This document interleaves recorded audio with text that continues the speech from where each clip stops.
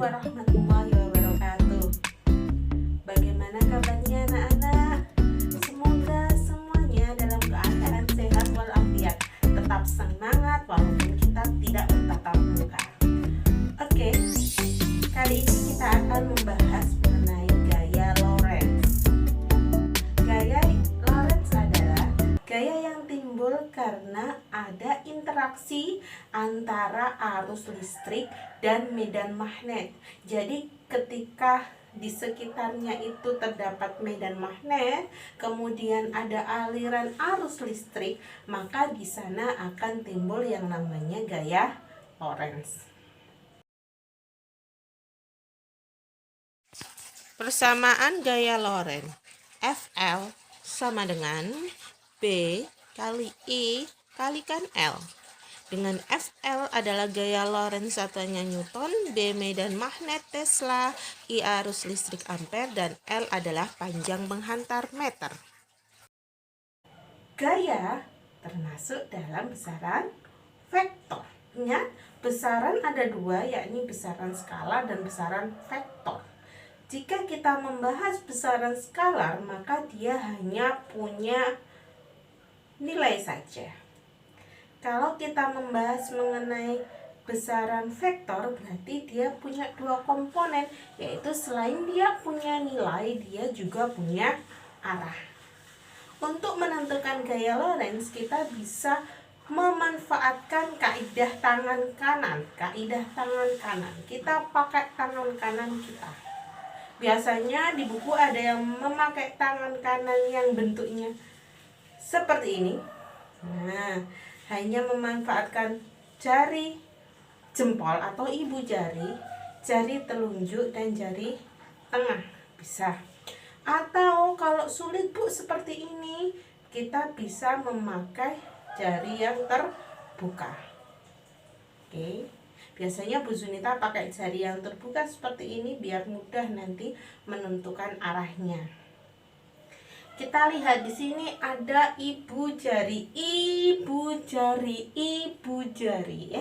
Ibu jari berarti I merupakan besaran arus listrik. Jadi ibu jari ini menunjukkan arah arus listrik. Kalau jarinya Bu Zunita seperti ini berarti arus listriknya menuju ke atas. Ya. Kemudian ada 4 jari. 4 jari ini kan lebih banyak daripada ibu jarinya ya. Berarti ini adalah jari yang banyak. B. Apa B itu? B itu adalah medan listrik. 4 jari ini arahnya menunjukkan medan listrik.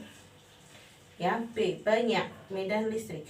Kemudian ini namanya apa? Namanya telapak tangan ya. Telapak tangan berarti telapak tangan ini menunjukkan arah gaya Lorentz. Oke, kalau telapak tangan saya hadapkan ke sana, ya, berarti dia akan masuk bidang atau meninggalkan kita. Meninggalkan kita atau masuk bidang biasanya kita tandai dengan cross. Cross masuk bidang atau meninggalkan kita.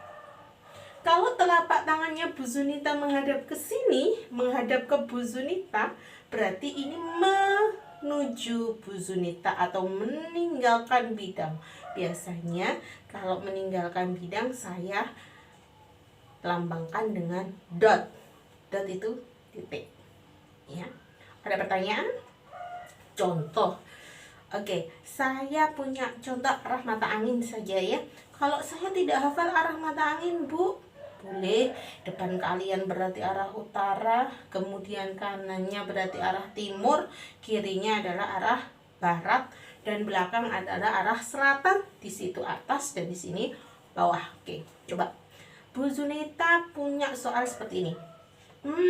Ada arus listrik yang berarah ke utara.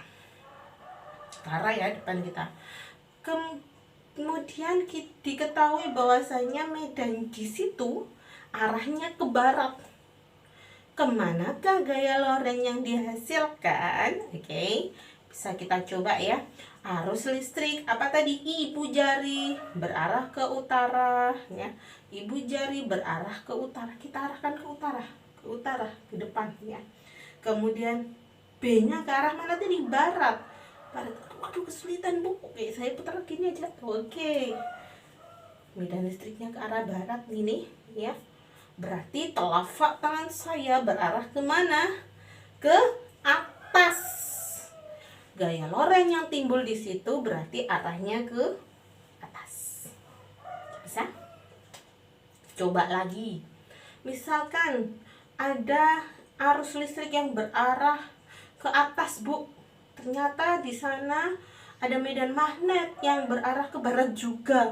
Arus listriknya ke atas, medan magnetnya ke barat. Terus kemana gaya lorentnya? Coba. Arus listrik, ibu jarinya ke atas, kita putar ibu jari kita ke atas. Iya. Sudah benar ini? Ibu jarinya ke atas, arusnya ke atas. 4 jarinya, B-nya ke barat, Bu. Ya. Berarti kemana telapak tangan kita atau gayanya? Ke belakang. Kalau ke belakang berarti dia berarah ke selatan. Benar sekali. Anak hebat madrasah, seperti biasanya kita lanjutkan dengan latihan soal.